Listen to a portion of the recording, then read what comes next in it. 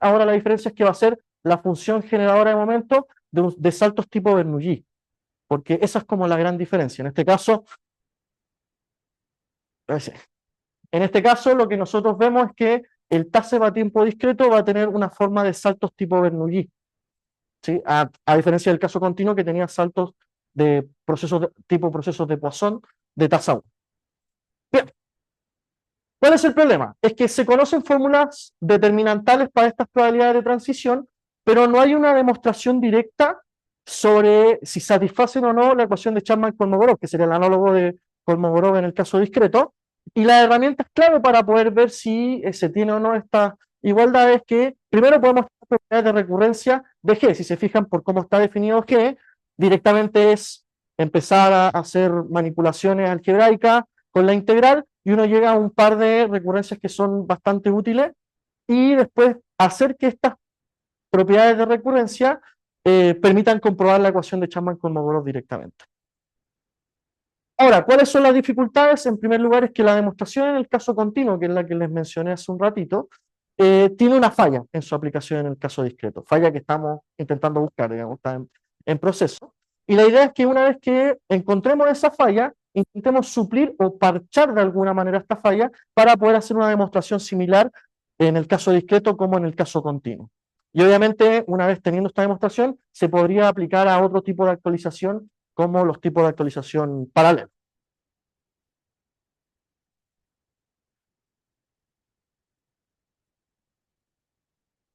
Ok. Ahí sí. Bueno, las referencias, de hecho, lo que le iba a comentar es que justamente en este primer paper de Quaster y Remenick es donde, en el Solution of the Kolmogorov Equation for TASEP, es donde de hecho resuelve el TASEP a tiempo continuo el profe Remenick con sus colaboradores. Muchas gracias por su atención.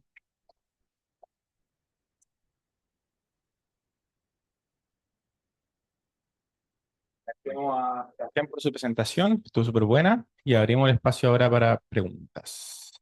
No muy difícil, por favor. Una pregunta, pero es más fácil.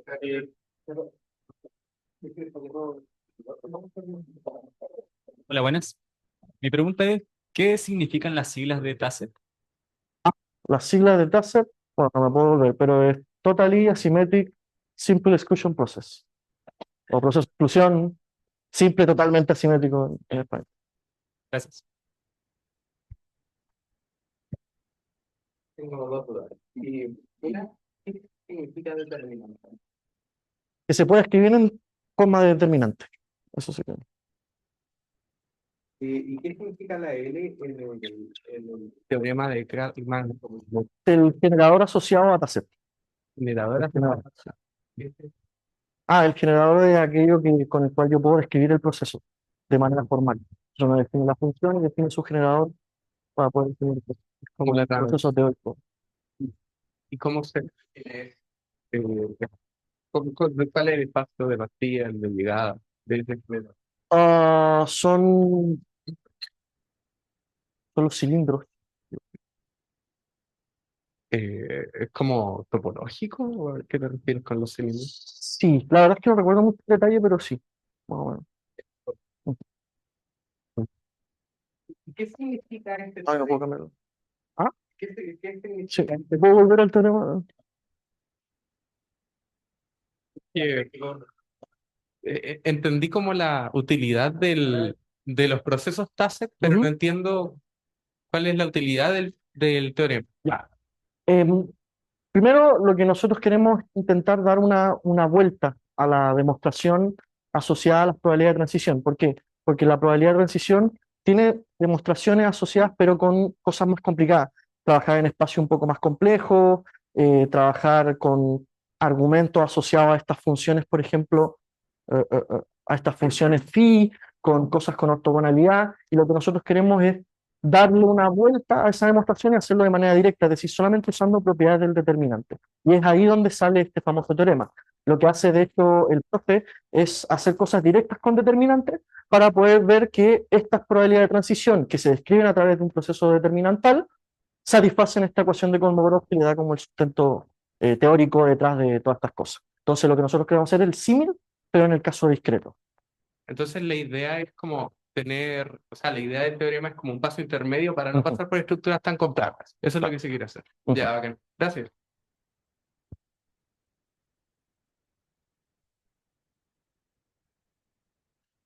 Muchas gracias por la presentación. Te quería preguntar si podrías explicar la diferencia entre el continuo y el discreto. Ya. El taser continuo, eh, a ver, acá está. El taser continuo, la gran diferencia con el taser discreto es cómo salta la partícula. En el taser continuo salta como un proceso de Poisson de tasa 1 y en el taser discreto salta como un proceso de Bernoulli con probabilidad P o 1 menos P. Esa es la gran diferencia. Y obviamente tiene un poco más de aspectos teóricos distintos, pero esencialmente eso. Pero en ambos salta sobre los enteros. Sí, sí, sí, sí. Salta solo uno. Ujú. Pero que me hace un poco de ruido que si el continuo salta como de forma discreta sobre los enteros, no sé, eso no se puede modelar con una probabilidad discreta de alguna forma.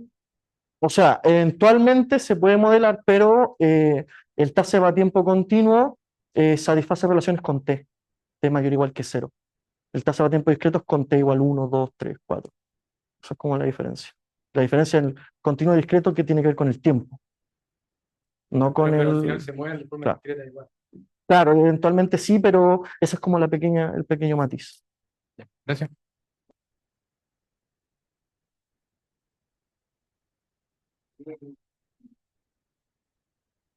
Una pregunta chica. El discreto, si lo rescaláis y como que lo apretáis un poco, puedes pasar al continuo de Sí, alguna forma. sí se puede. De hecho, el discreto bajo límite es continuo. Así que sí, existe esa O relación. sea, tiene sentido que uno sea Sí, discreto y el otro continuo. sí, sí, sí, sí. Eso. ¿Ok?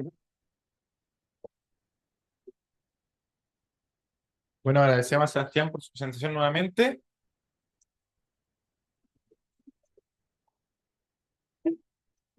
E invitamos al siguiente expositor, que va a ser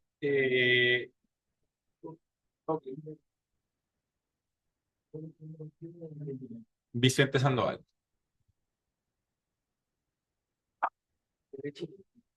Yo creo que era nomás de No, no, si la cámara ya funciona.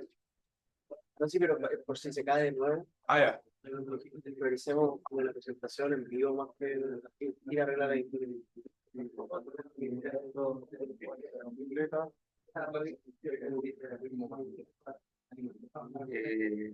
¿Cómo me pongo esto? No, con cualquier bolsillo, lo que sea. Micrófono cerca. Ya.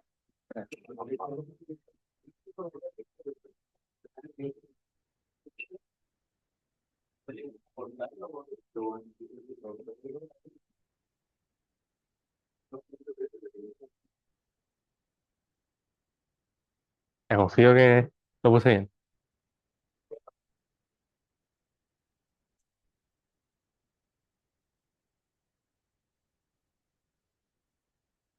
Damos el espacio ahora para la presentación de Vicente Sandoval, quien va a hablar de los números de Ramsey de expansiones de Alex.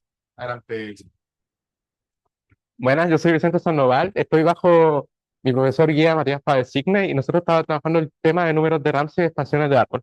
Entonces, esta presentación, ah, mi enfoque fue que sea bastante introductoria en el sentido que, además de que entiendan el problema, entiendan de por qué no interesan y de dónde vienen, y cuál es como el historial así de los problemas similares anteriores que ya han sido resueltos. Ah, así que todo el tema de mi tesis se centra en un área muy central de la combinatoria que se llama combinatoria extremal.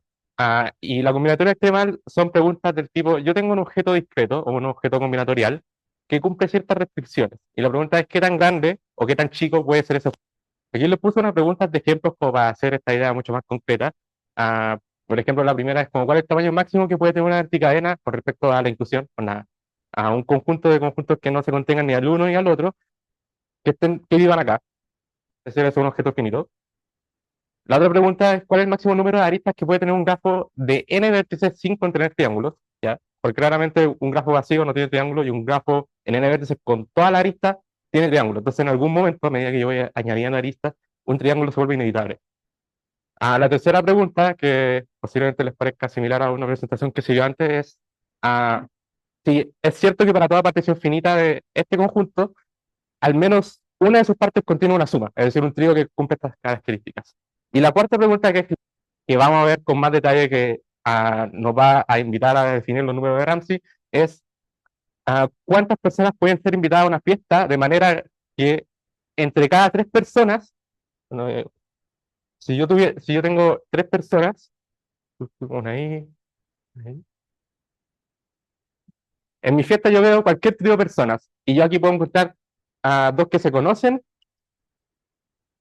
y 2 que no se conocen. Esto yo lo veo como que esta fiesta es totalmente desorganizada. Onda, ustedes cogen cualquier trío y hay que se conocen o no se conocen. Onda, una fiesta que tuviese un poquito de orden, ustedes podrían encontrar un grupito de personas que todas se conocen o ninguna se conoce entre ellas. ¿Ya? Entonces, lo que vamos a hacer es, esta pregunta la vamos a transformar en un problema de grafos, que eso es lo que vamos a hacer ahora. ¿Cuál es la transformación de grafos que vamos a hacer? Cada persona la vamos a convertir en un vértice y vamos a unir los vértices con una arista de color azul si las personas se conocen y una arista de color rojo si las personas no se conocen, ¿ok? Entonces ahí lo que obtenemos es un coloreo del grafo completo, un coloreo de sus aristas del grafo completo, y la cantidad de vértices es la cantidad de personas, ¿ya? Eh, sí. Bueno, y ahora, como les mencionaba, esta fiesta no contiene tríos donde todas se conocen o ninguna se conoce. En este grafo serían triángulos del mismo color, con triángulos monocromáticos. Entonces, por ejemplo, aquí podemos ver una fiesta de 5 personas, entre comillas, porque es un grafo en realidad, donde tengo un coloramiento que no tiene triángulos monocromáticos, ¿ya? El tema es que cuando yo tengo 6 o más personas, esto es imposible. Ustedes no pueden obtener un coloramiento que evite triángulos monocromáticos. Onda, como que si toman esa intuición de que esta era como una fiesta totalmente desorganizada, esto como que les dice que si hay muchas personas, como que este desorden total es como imposible de obtener. Eso es como una interpretación de esto. Esto es bien sencillo de ver. La forma de verlo es que, bueno, digamos que yo tengo un grafo en 6 vértices, así que yo lo que hago, veo solo un nodo, ¿ya? Entonces, de este nodo le salen 5 aristas. Hay un color del cual le salen por lo menos 3, porque deben sumar 5. Entonces, si yo veo ese color y le salen 3, y veo estos vértices, yo me pregunto, ok, si aquí hay una arista roja, está mi triángulo rojo, ¿ya? Entonces ahí ya terminé. Si no hay ninguna arista roja, entonces estos 3 vértices se forman un triángulo verde o azul, respectivamente. Entonces eso es como una pequeña demostración de que cuando tengo esta cantidad de vértices, eso es imposible. Este fenómeno de que a medida de que yo incremento los vértices, estos copias monocromáticas, los triángulos, es imposible de evitar, es lo que queremos capturar con la siguiente definición de los números de Ramsey. Así que lo vamos a definir para un par de grafos. Voy a definir el número de Ramsey, que se usa esta notación, como el número natural más pequeño, tal que todo coloreo del grafo completo en esa cantidad de vértices contiene una copia monocromática del H1 en un color o una copia monocromática del H2 en otro color, ¿ya? Y cuando usamos un poco de notación, cuando es 2 veces el mismo grafo, no lo escribimos 2 veces. Y cuando hablamos de completo, podemos simplemente denotar el número. Y bueno, lo que hablamos anteriormente de los triángulos se escribe así, porque el grafo completo en 3 vértices es un triángulo. Bueno, y el estudio de los números de Ramsey, que esto sería como el número de Ramsey clásico, perdón, el estudio de los números de Ramsey de completos, estos dos, es lo que se conoce como el estudio de números de Ramsey clásicos. Y la verdad, eh, eso es un área bastante difícil, pero antes de ver la dificultad de esa área, hay que pensar un poco en esta definición porque ya yo les mostré que para los triángulos, acabo de argumentar esto, pero para un par de grafos cualquiera no es evidente por qué esta cosa existe en primer lugar. Onda, ¿por qué debería existir un n tal que se cumpla esto? ¿Ya? El tema es que eso existe y una de las cosas que demostró Ramsey en 1930, y por eso estas cosas se llaman números de Ramsey, y en realidad lo que demostró Ramsey es algo mucho más fuerte, ya que lo que demostró Ramsey abarca estos dos conceptos, que es cuando yo permito más de 2 colores, o cuando yo permito que no coloreo aristas, sino que coloreo conjuntos de tamaño K. Es decir, puedo colorear cosas mucho más grandes que aristas. Ya, entonces, esto es lo que les decía de que los números de Ramsey de los grafos completos en realidad no se sabe casi nada. Porque, por ejemplo, esta es una tabla donde son los números del estilo R, R,S, y fíjense que, por ejemplo, aquí está el R,3, que lo vimos antes, aquí está el R4, que se conoce que es 18 y no se conoce ninguno más. Nada, todos los demás son cotas, y los, los que están fuera de la diagonal, que son estos de acá, se conocen también súper poco. Onda, el estudio de estas cosas es muy difícil, y bueno, la razón de por qué es difícil es porque pensemos en cómo yo demostraría este statement. Onda, cómo yo muestro que un número de Ramsey es igual a un número K, ¿ya? Usualmente las demostraciones se dividen en mostrar esto y mostrar esto, ya que con esas dos cosas voy a poder concluir lo de arriba. Si yo quiero mostrar esto, en la que el número de Ramsey es mayor o igual que un número K, tengo que exponer un coloreo que completa un K menos un vértice que no contenga ni H1 en un color, ni H2 en el otro, ¿ya? Usualmente la forma de construir estos coloreos son con método probabilista, método algebraico, método geométrico. Para mostrar la cota superior, en la que el número de Ramsey es menor o igual que un número K, esto es más difícil porque yo tengo que mostrar que todos los dos coloreos del grafo completo en K vértices o contienen a un H1 o no contienen o contienen a un H2 en el otro color. Y aquí la categorización se pierde un poco porque los teoremas que se usan son principalmente de estructura. Onda. Ah, comúnmente es como contradicción, ya asumo que no hay un H1, entonces me da un poco de estructura en mi coloreo, y usando esa estructura yo concluyo que entonces hay un H2 en el otro color. Esa es como la idea de cuasi-aleatoriedad y también regularidad. Otro método también que aparece harto son los computacionales, onda, que utilizan como algoritmos que chequean casos relevantes. Onda. No son algoritmos por seguro porque los casos son demasiados, eh, pero son como heurísticas al final y chequean muchos casos. Entonces, Entonces, teniendo en cuenta que los números de Ramsey y los grafos completos es algo bastante difícil y que no tenemos mucha esperanza de desarrollar una tesis, nos vamos a fijar en sus familias de grafos y vamos a ver sus números de Ramsey, ¿ya?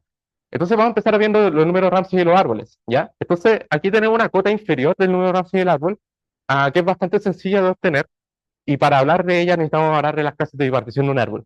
El tema es que recuerden que los árboles son grafos bipartitos, donde yo puedo, su conjunto de vértices lo puedo dividir en dos, al que toda arista va de uno al otro, ¿ya? Las clases de bipartición son el tamaño de esas dos particiones del bipartito. Entonces, si yo tomo un árbol y llamo sus clases de bipartición T1 T2, ¿ya? Y digamos que ambas clases de bipartición son mayores que uno, yo voy a construir los siguientes coloreos de los grafos de un grafo completo. Este de la izquierda es un coloreo de un grafo completo en T1 más T2 menos 2 vértices. ¿Y cuál es la idea? Yo pongo un bloque aquí de T1 más T2 menos 1 vértices. Aquí pongo otro bloque de T2 menos 1 vértices. Ahí ya están todos los vértices ocupados. Todos los vértices que están acá dentro de los pintos rojos, pero todas las aristas que están acá dentro de las pintos rojas, todas las aristas que están acá dentro de las pintos rojas y todas las aristas entre medio de las pintos azul. ¿Ya? Ese es un coloreo del grafo completo en T1 más 2T2 menos 2 vértices. Ahora yo también puedo considerar un coloreo del grafo completo en 2T1 menos 2 vértices, que es la misma idea. Yo particiono en esta cantidad de vértices, esta cantidad de vértices, y coloreo de la misma forma que antes. El tema es que estos coloreos no contienen al árbol. Y es bien sencillo verlo, porque fijémonos en este otro es casi igual.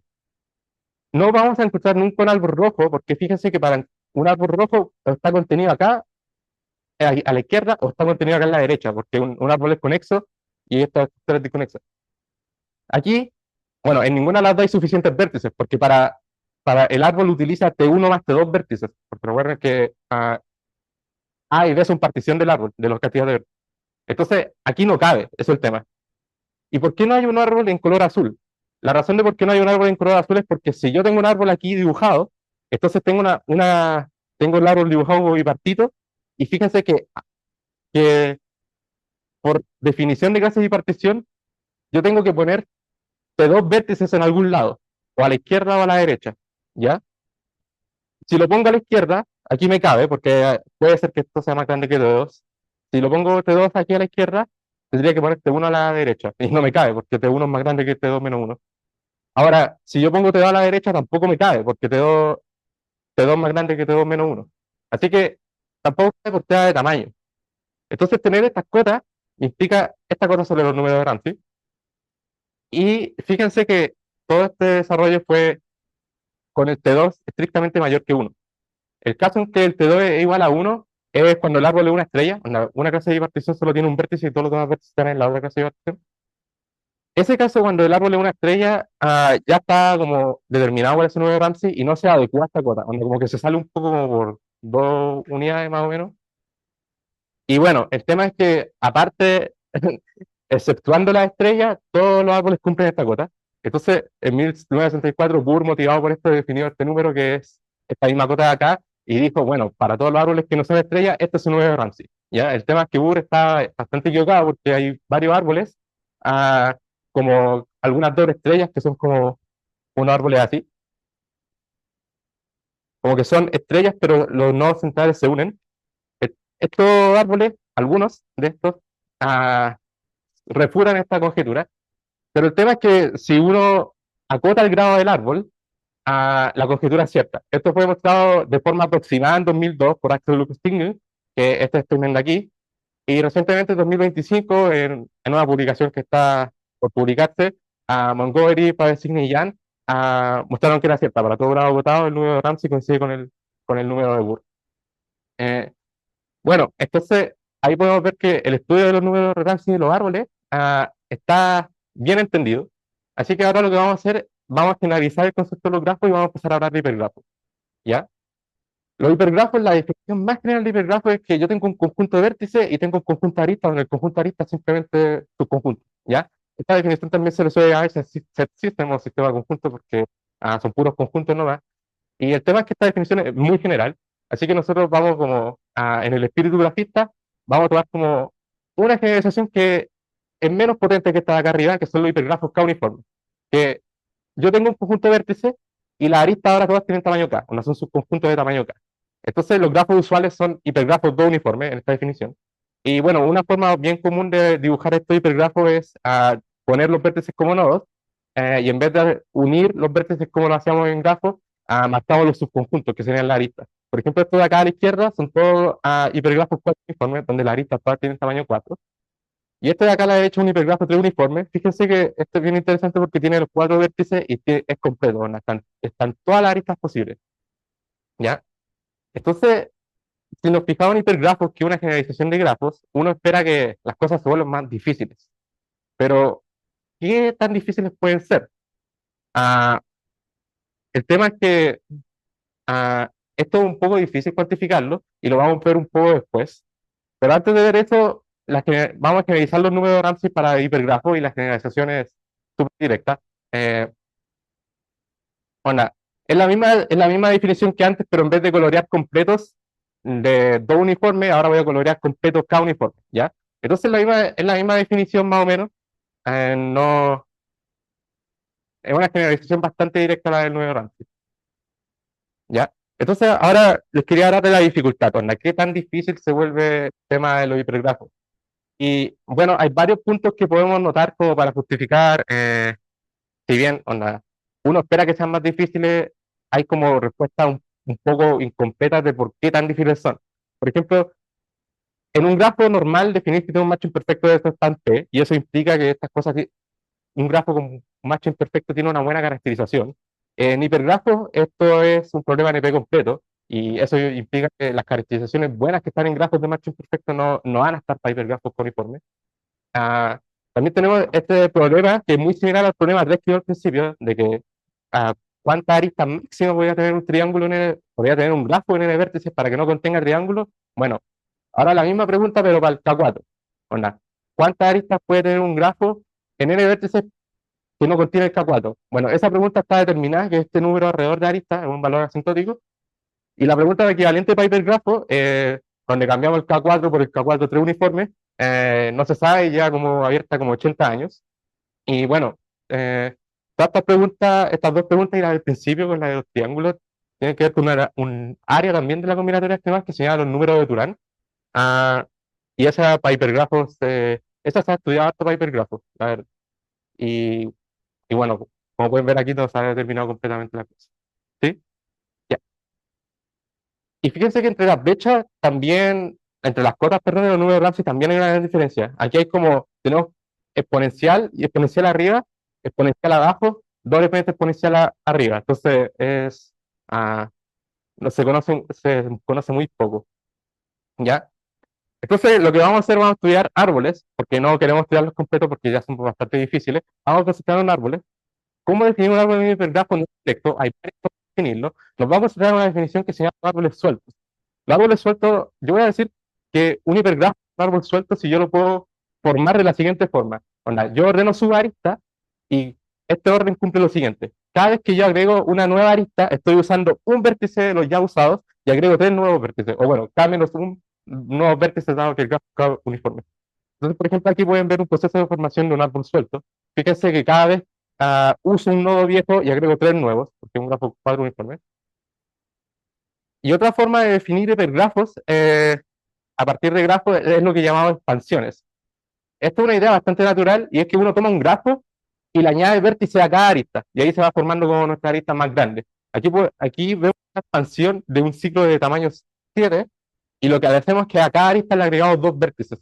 Entonces, esto naturalmente me genera un hipergrafo y fíjense que si yo tomo un árbol y lo expando, tengo un árbol suelto. Eso es bastante sencillo de ver, pero no es cierto que todo árbol suelto es una expansión de un árbol.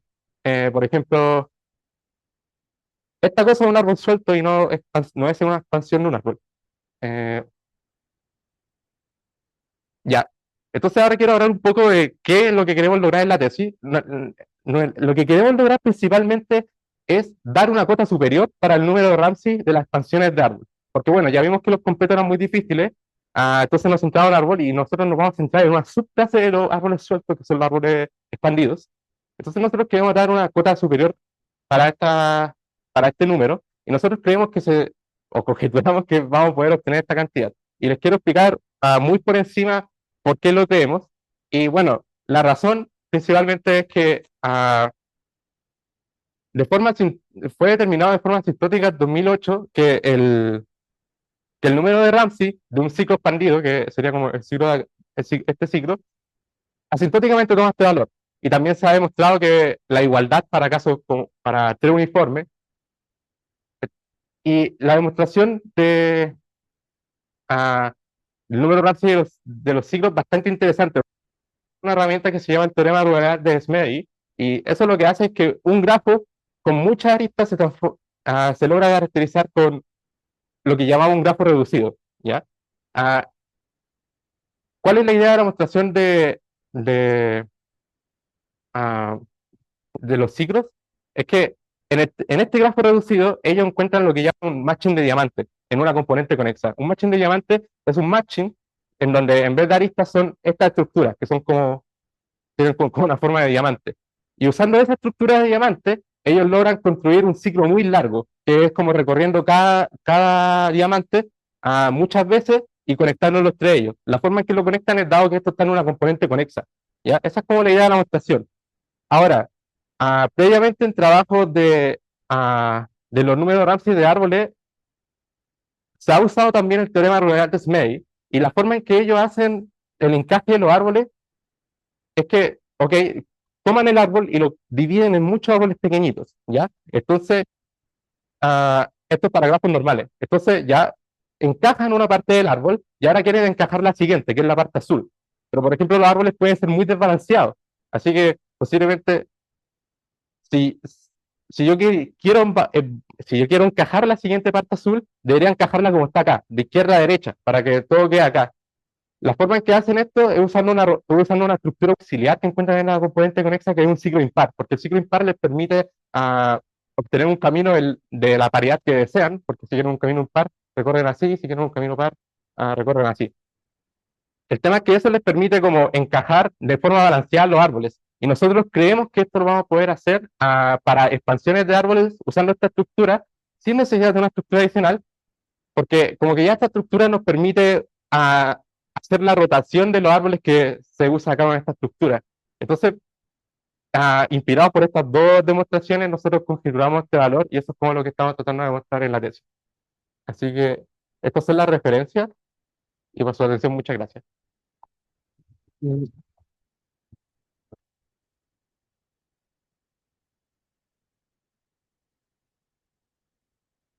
Agradecemos al Vicente por su presentación y abrimos el espacio a dudas o preguntas que tengan con respecto a su presentación.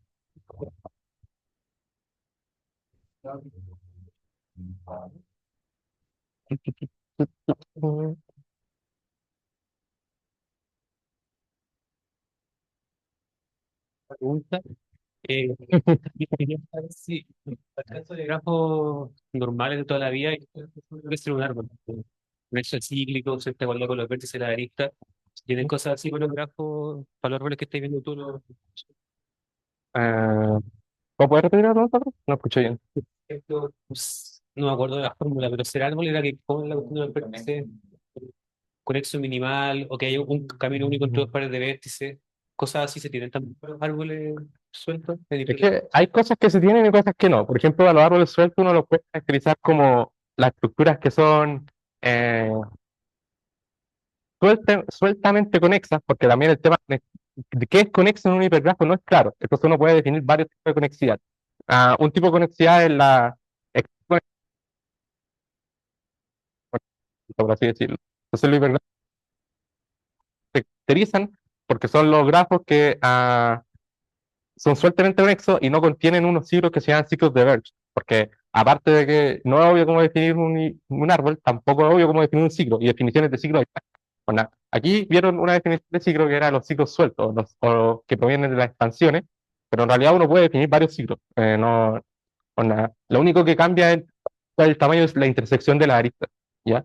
Entonces, ah, hay algunas que se mantienen y otras que no, pero también va a depender como de las definiciones ¿cachai? Claro.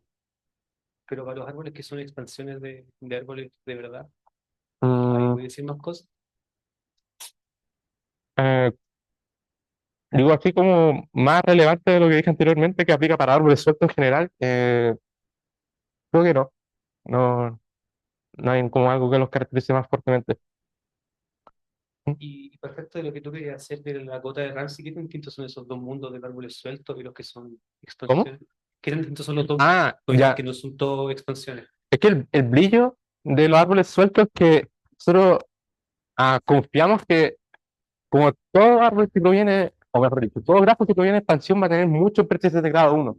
Y como que estos vértices de grado uno como que no, van a tener como poca importancia en el momento que nosotros hagamos el encaje, porque lo vamos a poder poner casi donde queramos. No hay como muchas cosas que tienen que cumplir. ¿Qué un grado de hipergrafo? Pero que lo cubre una sola arista. Estos vértices rojos están cubiertos por una sola arista. Entonces, como que no tienen mucha revelación. Yo los puedo poner como casi donde quiera y al final la restricción que cumplen es que solamente están cubiertos por una arista. Entonces, nosotros creemos que esa holgura nos va a permitir rotar los árboles como lo hacemos aquí en grafos normales con esta estructura adicional. Nosotros pensamos que esta ya no la vamos a necesitar porque esa holgura de las expansiones nos va a permitir hacer la rotación. Mm, Muchas gracias.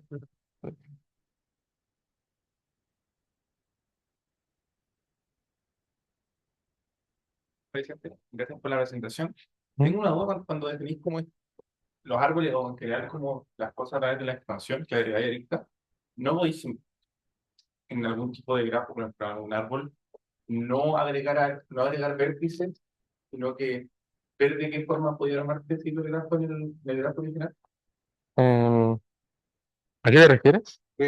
No es que la expansión de C7 al C7 más, Sí. agregáis ciertos dos vértices en cada arista Ujú, para poder tomar estos conjuntos de cuatro vértices, ¿cierto? ujú. ¿No tiene interés, por ejemplo, simplemente estudiar un grafo con un árbol y ver si es posible o no armarte un hipergrafo de alguna forma? Eh, Digo, como revertir este proceso, algo así. Claro, sí. Siempre se puede mientras el árbol para cada arista tenga un único vértice de grado 1. Bueno, que lo cubra una arista. Entonces tú eliminas ese vértice y vas a obtener en un hipergrafo, pero con uniformidad un poco menor, y vas a seguir teniendo un árbol suelto. Y ahora, si tu cosa es realmente una expansión, vaya a poder sacarlo todo hasta llegar al caso de uniforme. Eh, pero sí, puedes como siempre bajar de uniformidad hasta llegar al caso en el que la cosa no sea expansión y sea o árbol suelto que no se puede como bajar más, como por ejemplo acá, esta cosa no es una expansión porque aquí estos vértices todos están cubiertos por dos aristas, por lo menos. Entonces no podía eliminar ninguno. Pero eso es una buena idea, la verdad, pero es un poco complicado de aplicar porque tú lo que quieres demostrar aquí, eh, para mostrar el número Ramsey, tú tenés que justificar en el completo de uniformidad K con n vértices. Y esas son caletas de aristas, onda, como que la cantidad de aristas aumenta demasiado. Y, y, la, y ya, pues tú puedes transformar estas cosas a una uniformidad menor, pero no es claro cómo tú, qué haces con las demás aristas, con las demás aristas al completo, qué pasa con ellas. No, eso no, bueno, sí o sí algunas van a tener que colapsar y ahí ya se pierde mucha información. Entonces, Ya, sí. eh,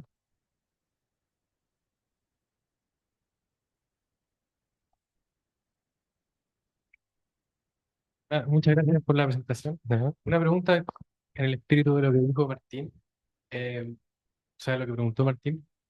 ¿Qué tienen cuál es como la esencia de los árboles sueltos y mm, por qué merecen llamarse árboles? Porque en grafos son o sea, los árboles tienen muchas propiedades y acá imagino que hay hartas definiciones de árboles y sí. algunas cumplen propiedades que otros no. Creo que hay muchas definiciones de árboles, pero la, todas son generalización de como de un concepto de formación de árbol que es un algoritmo de algoritmos comerciales, que no me acuerdo el nombre, pero hay un algoritmo que es para obtener un spanning tree, que lo que uno hace es que empieza a agregar aristas, y si una arista forma un ciclo no la agrega, ¿ya? Entonces, eso de que forma un ciclo es lo mismo que agregar una arista que tenga los dos vértices ya utilizados. Pues nada, si digamos que yo quiero agregarle una arista acá, de este vértice voy a seleccionar mi siguiente vértice donde voy a ir. No puedo seleccionar los que ya usé, porque eso va a formar un ciclo. Entonces, ah, una definición más general de un hiperárbol ah, es esta misma, pero en vez de que cada EI consiste en un vértice, tú puedes decir, ok, cada EI consiste en N vértices de la arista previa y K menos L, que serían los restantes, vértices nuevos. Entonces ahí tenéis como toda una familia de árboles, en particular cuando L igual a uno tenemos esta, cuando L igual K menos uno tenéis un objeto que se llama los árboles apretados, eh, y entre medio hay como muchas variantes, que la verdad ninguna tiene un nombre en particular, pero estos dos casos extremales son los más interesantes. Ahora tú puedes finalizarlo aún más permitiendo que, porque aquí todas las intersecciones tienen como ese tamaño común de uno o en la que te acabo de dar, L. Tú puedes generalizarlo aún más, permitiendo que tenga como así ah, intersecciones arbitrarias. Y eso creo que no tiene nombre, es un concepto más raro, pero que a veces aparece en esto, pero ese ya es como muy general, onda, ese ya es muy difícil tachar propiedades sobre esa clase de pseudoárboles que digamos. Así que esas son casi todas las que conozco. Bueno, y hay otras motivaciones de por qué esta clase es interesante. Hay como unas cosas como geométrica con simplexes y esas cosas que motivan que inducen esta definición, pero yo no entiendo de esas cosas, así que no las mencioné. Pero no es el único lado por el que se obtienen. Eso es lo que quiero decir. Muchas gracias. Agradecemos a Vicente una vez más.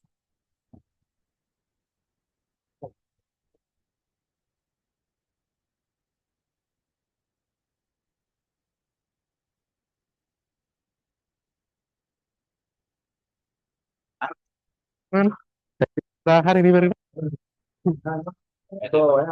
Bueno, gracias. Sí, vale, son más types lo que dijiste al final. Yo creo que no. El tema es rotar.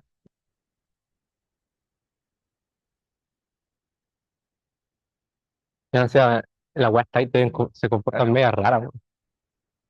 Eso es súper. Oye, weón, ¿quién era la última figura? Ah, La última figura. no entendiste. Bueno, dice como el minuto. Oye, te dio re buena atención. Gracias, weón. Oh,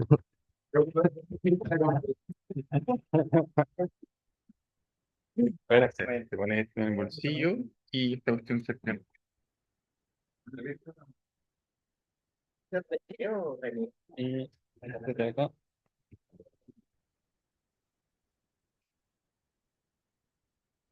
Ya, ahora damos el espacio a la última presentación del día, que es dada por Tomás Vesperinas y se trata sobre predicción climática estacional en Chile mediante técnicas de aprendizaje de máquina. Adelante, Tomás. El-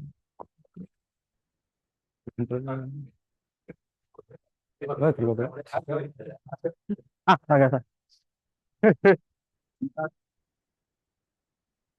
Bueno, buenos días. Mi nombre es Tomás Vesperinas y llevo por mi profesor guía Servet Martínez y René Garrot. En el apoyo del clima, estoy avanzando en mi tesis que se llama Predicción climática estacional en Chile mediante técnicas de aprendizaje de máquinas. Y me gustaría comenzar esta presentación primero diciendo qué es lo que vamos a ver.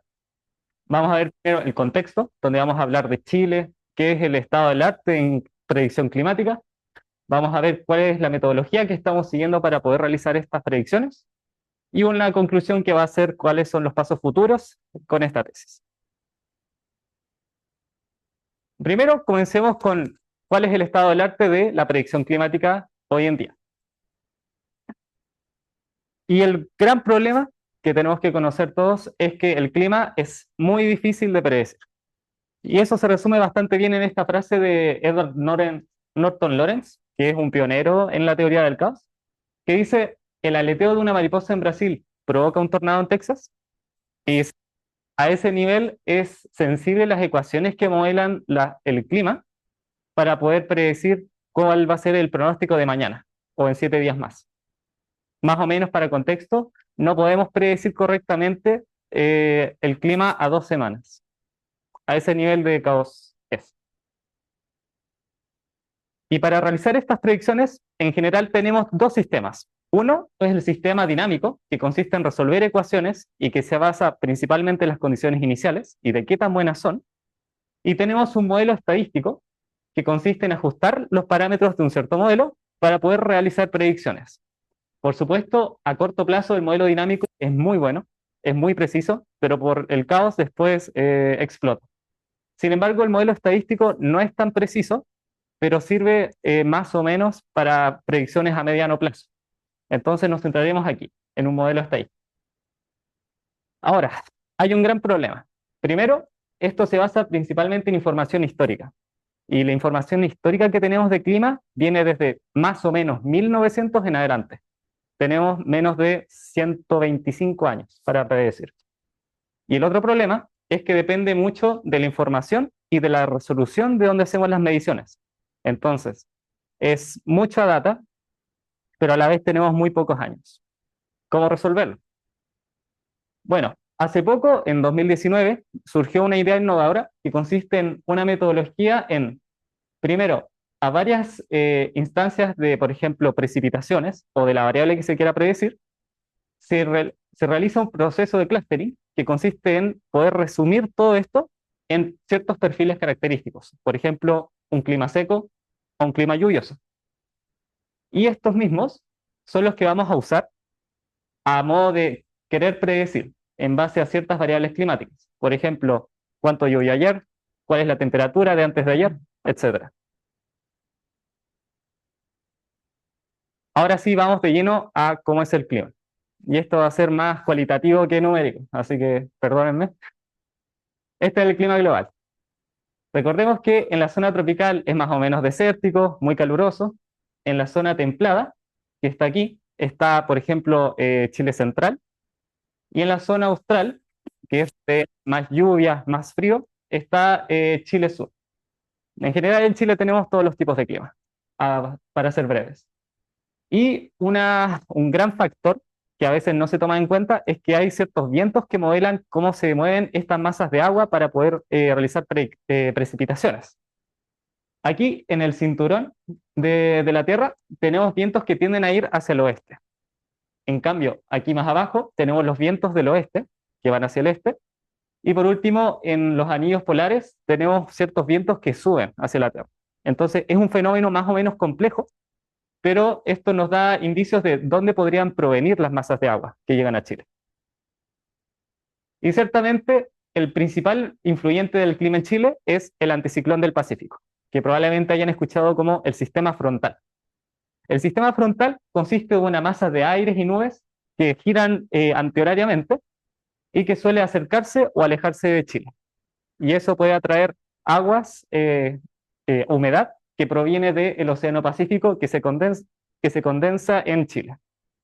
Entonces hay que poner especial ojo al momento de predecir en este anticiclón.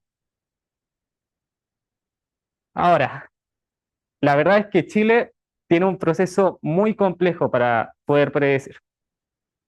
Pero a modo general, podríamos decir que consiste de dos etapas. Tenemos la Niña, que es un calentamiento anómalo del Océano Pacífico, perdón, el Niño, y la Niña, que es el enfriamiento anómalo del Pacífico. ¿Y por qué nos interesa si es que se enfría o se calienta el Pacífico? Bueno, cuando se calienta hay corrientes de convección de humedad que suben, y esas corrientes de convección, bajo distintas zonas de alta presión, baja presión, llegan a Chile. Ocurre que cuando hay mucha convección, estas aguas tienden a llegar hacia Chile, mientras que en la Niña llegan hacia el sur de la Patagonia, es decir, no llegan a Chile. Y solamente por mostrar, no voy a ahondar aquí, cuáles son las variables predictoras del modelo que queremos realizar, son todas estas. Tenemos temperatura superficial del mar, presión de nivel del agua y otras variables que consisten en convección y vientos a modo general. Echemos un vistazo a cómo son las precipitaciones en Chile. Si se dan cuenta, varía mucho. Arriba y abajo es cuánto llueve y de izquierda a derecha es la evolución temporal. Y si bien hay ciertas tendencias, por ejemplo, regiones donde tiende a subir la precipitación media, también tenemos zonas secas. Y ocurre que actualmente, probablemente hayan escuchado sobre la mega sequía que está azotando el país. Bueno, eso viene de una zona interdecadal que está por muy debajo de la media que tenemos de historia. Y eso es bastante peligroso. Vamos a ver cuáles son los datos con los que vamos a predecir. Este es un mapa de precipitación de Chile, solamente Chile Central. Estos datos provienen del CR2Met, que es una institución que trabaja el clima en Chile. Estos datos vienen de 1960 hasta el 2021 y una resolución de grilla de 0,5 grados. En este caso recortamos solo Chile Central y queremos predecir por estaciones, por lo que se suelen agrupar estas estaciones como los meses que indican. Por ejemplo, JJA es junio, julio, agosto, que es invierno. Y en invierno, que es la variable que más queremos predecir porque es o muy seco o puede ser muy lluvioso, tenemos esta cantidad de dimensión. De hecho, esta estación son 62 años y 62 por 4 da las 248 estaciones en total de la base de datos. Aquí hay un ejemplo, por ejemplo, de 1991, donde tenemos las precipitaciones, tenemos la precipitación media en junio, julio, agosto, que tiende a ser más lluvioso en el sur y hacia la cordillera, y tenemos la anomalía, que es simplemente la diferencia entre este y este, y tenemos la desviación estándar, que consiste en cada punto geográfico, se ve su evolución en el tiempo, y en base a eso se le resta el promedio y se divide por la desviación estándar muestral. Es solamente para poder ver cómo, si fue más lluvioso o menos lluvioso que en general. Veamos ahora cómo es el proceso de clustering. Para esto preparamos 3 métodos. Todavía no estamos seguros, pero el más probable que vayamos a usar es este de acá. El primer método consiste en solamente estandarizar en el tiempo cada punto geográfico.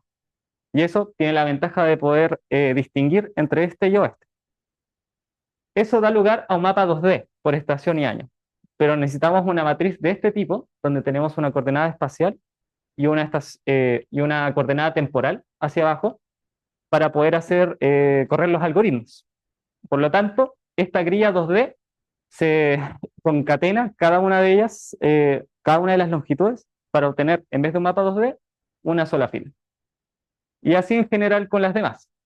Salvo que hay, por ejemplo, este método que es estandarizar y luego promediar por latitud, consiste en cada punto geográfico se promedia en el tiempo, se le resta la desviación estándar y después se colapsa Chile en una sola línea, que es bastante peculiar de nuestro país, porque esto no se puede hacer en otros países, por ejemplo. Ya, aquí hay que hacer una salvedad, porque si se fijan bien, hay dos métodos que son muy similares entre sí, pero que son distintos en una cosa. Primero se estandariza en el tiempo y luego se promedia por latitud. Y la pregunta natural es, ¿importa el orden? ¿Promediar en el tiempo y colapsar en latitud? Bueno, la forma más fácil de verlo es graficando, y a primera vista parece que casi no hay diferencia, salvo que sí hay ciertas zonas que se notan más. Es súper sutil. Ahora, si es que una gráfica no convence, podemos ver, por ejemplo, cuál es la diferencia en términos de una ecuación, donde P es la precipitación en la latitud I, longitud J, y, por ejemplo, tomar la desviación estándar y promediar en J, no llegamos a cero, lamentablemente. Hay diferencias y esta es la diferencia que se puede escribir analíticamente. Entonces, importa el orden. ¿Cuántos clústeres elegimos? Bueno, hay dos métodos por lo general que se usan en Machine Learning. Una es la regla del codo, que es ver dónde encontramos el codo al ver la inercia frente a la cantidad de clústeres. Y otra opción es el puntaje de silueta, que también indican más o menos cuántos clústeres deberíamos elegir. Y lo bueno es que en todos los métodos coincidieron en que 5 debía ser la cantidad. Necesitamos 5 perfiles característicos del clima. Veamos, por ejemplo, el de estandarización. Tenemos un perfil lluvioso en el norte, seco en el sur, seco en el norte, lluvioso en el sur, y así sucesivamente. Que son más o menos perfiles característicos que esperaríamos. Bastante lluvioso, bastante seco, y una mezcla de los 4 que hay acá. Para este método, más o menos lo mismo, y para este método, más o menos lo mismo, salvo lluvioso que cambia ligeramente. Si vemos la evolución de cómo cambian estos clústeres a lo largo del tiempo, hay mucha variabilidad, que es lo que habíamos visto con las precipitaciones en Chile, y es natural. Y por ejemplo, podemos ver algunas diferencias entre estos métodos. Y podemos ver la zona seca que está azotando ahora nuestro país, que es en estos últimos que coinciden en que es muy seco.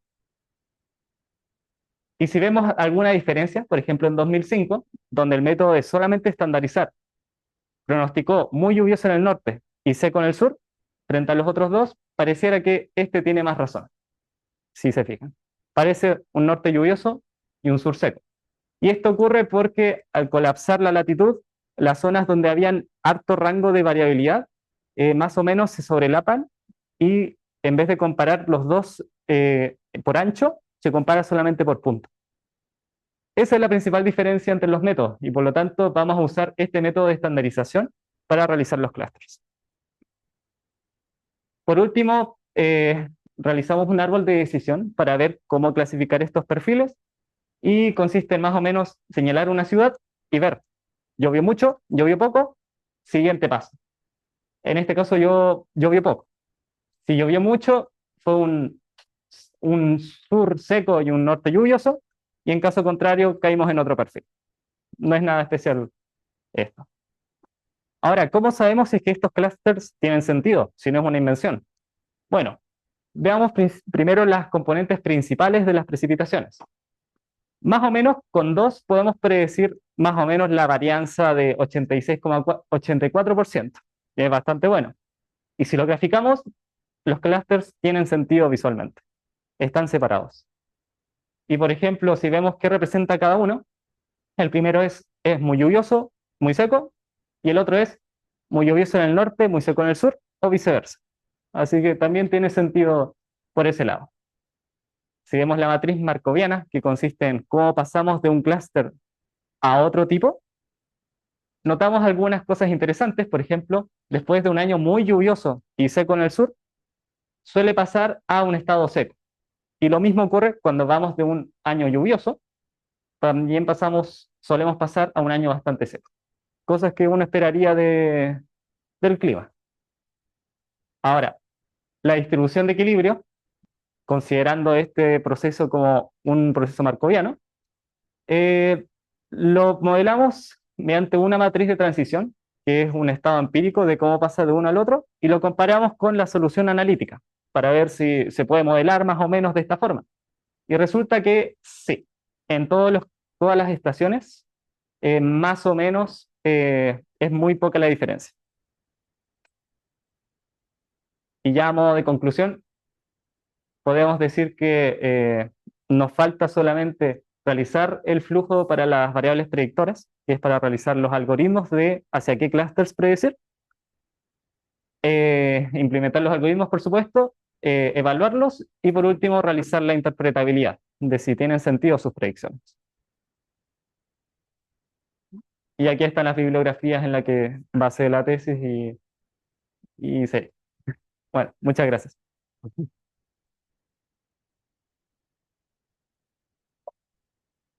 Gracias por tu presentación, Tomás. Ahora vamos a abrir el espacio a preguntas. Yo una pequeña preguntita. ¿Yo veo? Es que tiene un enfoque como estadístico al estudio de la predicción climática, ¿cierto? Ujú. Partís como de toda esta base que es como histórica de la data climática. Mi pregunta es, ¿lo que están desarrollando va a tener la oportunidad de ser como actualizado como online? En el sentido de, por ejemplo, ahora estamos en un periodo que es como anómalo climáticamente, que es lo que tú dijiste, la gran sequía. Ajá. ¿Qué pasa, por ejemplo, si en la evolución climática de acá, no sé, 20 años, esta nueva anomalía o sea, esta anomalía se vuelve la nueva normalidad? Es decir, que la data estadística de antes de nuestro periodo pese negativamente en la información que está dando, ¿cierto? Como Claro. el comportamiento climático del país o de lo que sea haya cambiado tanto y se vuelve a una normalidad. ¿Cómo tu modelo puede enfrentar eso? Ya. Eso depende mucho del tipo de algoritmo que se use. Hay algunos algoritmos que permiten poder actualizarse con información nueva sin tener que entrenar todo, y hay otros algoritmos que no lo permiten. Algunos que no lo permiten, por ejemplo, puede ser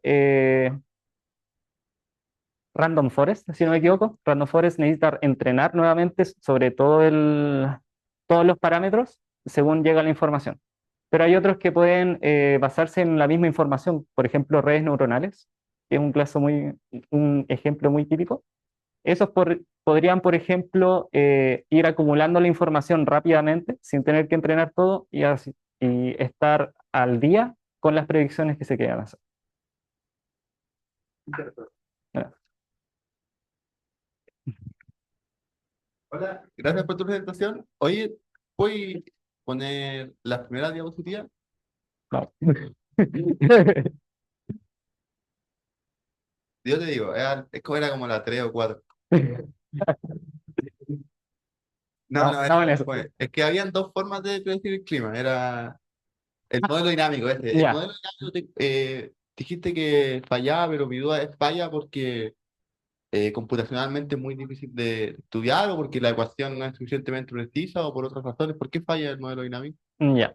Principalmente porque la ecuación es muy inestable a las condiciones iniciales. Si es que las condiciones iniciales, por ejemplo, sabemos que hoy día llovió cierta cantidad de lluvia en un cierto lugar, si es que aumentamos un poco más o un poco menos y corremos las ecuaciones, tratamos de resolverlas, podemos llegar a que en 2 semanas el clima va a estar soleado y si es que disminuimos un poco las condiciones, de que va a estar lluvioso. Pero, ¿y si- Y eso viene principalmente de que la ecuación de por sí es caótica. pero si yo le doy exactamente las condiciones iniciales buenas, si yo la chunto perfectamente, ¿debería predecir perfectamente el clima? Ah, ya. Pero es un Tal- tema de que no hay forma Mm, de acertar Claro, precisamente las condiciones iniciales. sí, no hay forma como de saber en este punto, por ejemplo, en esta zona va a llover esta cantidad, lo medimos perfectamente y así tendríamos que medir cada una de las salas Ah, ya. de Chile. Bueno, pero Entonces, entonces la ecuación es correcta. Está. sí, es correcta y debería predecir correctamente el clima. De Ah, hecho, por eso funciona a menos de 2 semanas más o menos. ya. Funciona bastante bien. Ah, qué buena que sea correcta. Sí. Eso.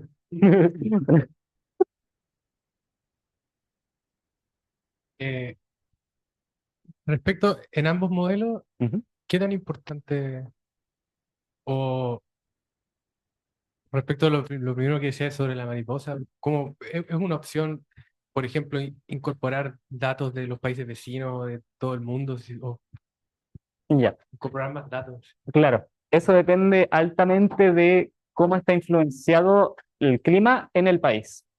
Depende mucho, por ejemplo, realizar predicciones de clima en India es muy distinta a realizar predicciones aquí y que hacerlas en California, porque hay distintos factores que afectan el clima. Por ejemplo, la temperatura en el norte de Europa no podría afectar tanto al clima en Chile, pero sí podría afectar mucho a Suecia, por ejemplo.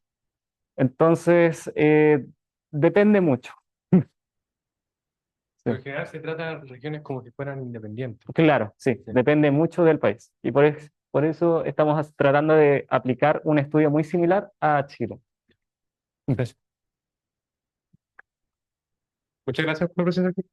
Sabes que la pregunta es lo mismo con estos modelos, me surgió la duda de si ¿te ha intentado o tú conoces algún modelo como híbrido en el sentido de que sea como algo como estilo PIN, como una red neuronal, que combine la parte estadística con la parte de física, las ecuaciones termodinámicas que modelan la atmósfera? No sé si conoces algo así o si no existe Claro. o si es muy malo, no sé. Sí, esos modelos, que se llaman modelos híbridos, sí existen y se han estudiado, pero por lo general tienden a caer mucho de nuevo en las condiciones iniciales, porque cualquier pilar que se base en unas ecuaciones y en las condiciones iniciales tiende a ser más o menos inestable a lo largo del tiempo. Ese es como el principal factor por el que los modelos híbridos no funcionan tan bien, pero también funcionan más o menos bien. Pero a largo plazo, los modelos estadísticos suelen vencer a esos modelos. Muchas gracias.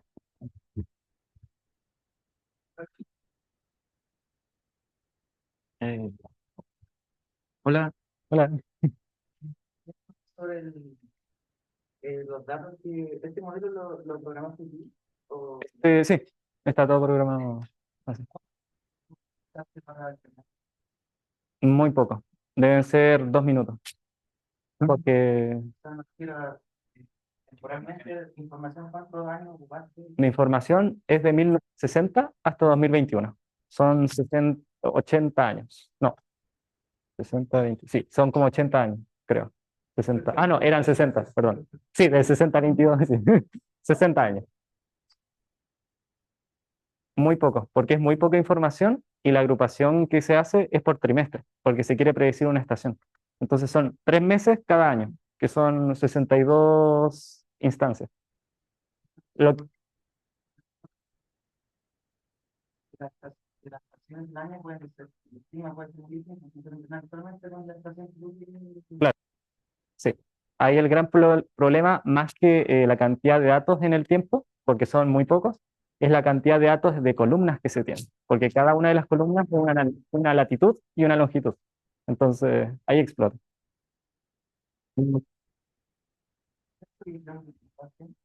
Es 0,5 grados por cada zona espacial.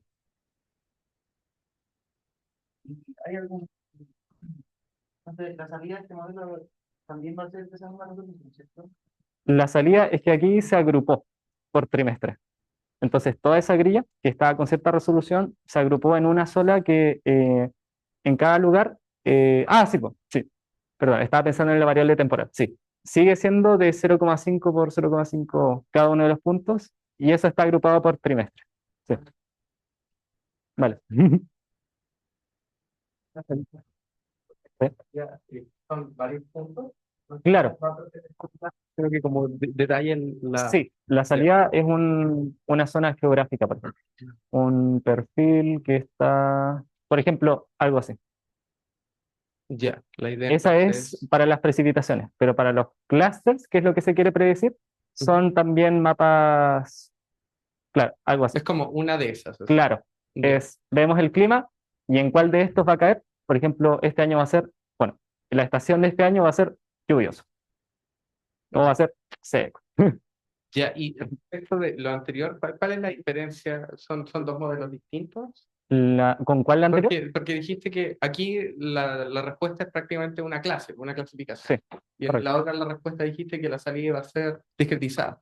Ah, claro, es porque la salida para formar estos perfiles Ah, claro. es un mapa. Ya, sí, sí. Sí, Ahí estamos claro. de acuerdo. Eh, cuando los agrupaste, Ujú. bueno, un detalle pequeño, no en este, pero en otros, me llamó la atención de que tuvieras como la color bar con distintas métricas, porque era como difícil poder compararlos si Ya. es que tenían distintos números. Sí, a No sé veces si fue no se un nota detalle. mucho, Ya. es una complicación de gráfica. Ya. Pero el tema que quería preguntar, entonces, estos clústeres que hiciste Ajá. son como agrupar los datos según 3 meses, ¿no? Estos clusters son un perfil característico de todos los tiempos. Claro, claro, pero Sí. a lo que me refiero es que para predecir ese perfil característico, ¿agrupaste los datos según 3 meses? O Todo esto está basado en trimestres, ya, en extensiones. Sí. agrupado cada 3 meses. Súper bien. El tema que tengo la duda es que esto solamente incluye precipitaciones. Sí. Aquí el No, objetivo es predecir precipitaciones. no, Sí. como duda, Mm. sacando nada, sino que tal vez enriquecer el conjunto de datos con tal vez temperatura, que uno puede decir que haya, o no sé si es que lo han evaluado, Ujú. una relación entre la temperatura y las precipitaciones, y tal Claro, vez con eso generar como más perfiles. claro. Por ahora solamente nos estamos centrando en precipitaciones porque es como lo más importante, más o menos, para las industrias. Si es que llueve mucho o llueve poco. Pero la temperatura a veces no interesa tanto para el mundo industrial. Cierto, claro, entiendo, Sí, entiendo pero fue por un enfoque que escogemos para la tesis. ya, pero lo decía porque tal vez la relación que haya con la temperatura puede enriquecer la predicción de las clases. Principalmente porque me parece súper buena idea lo de la matriz marcoviana, ¿la puedes poner? Eh, el Ah, tema es que todo esto lo puedes transformar en un grafo. claro, por Y con ejemplo. el grafo puedes como ir viendo cómo se pueden ir moviendo las cosas. Sí. Quería, respecto a eso mismo, decir que tenía pensado hacerlo como un grafo o algo por el estilo. O sea, consideramos que con las transiciones bastaba. No lo pusimos como puntos al menos. Ya, lo decía más que nada porque, volviendo a la matriz marcoviana, el tema de las transiciones, ahí están haciéndolo indiferente de en qué piso está. O sea, estas transiciones van a pasar como de otoño a primavera, va a haber una transición y aquí están puestas las de flores. Claro, aquí es solamente invierno. Sí, acá es solamente invierno. Ah, es solamente Sí, invierno. que es lo Ya. que nos estamos enfocando. Ah, entonces como de un... Claro. Ah, bueno.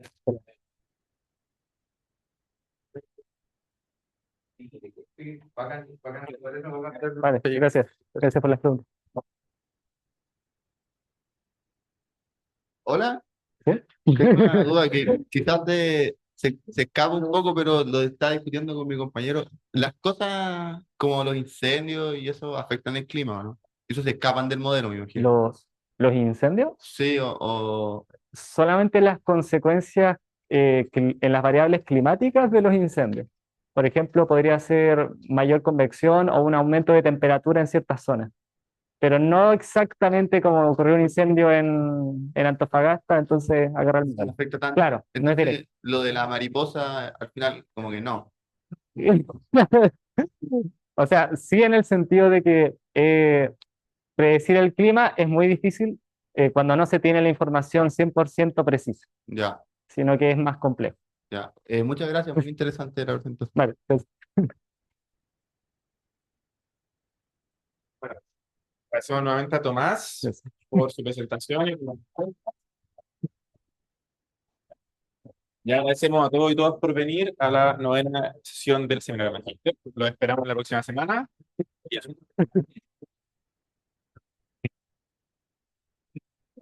Perfecto. Espectacular. Oye, qué bueno.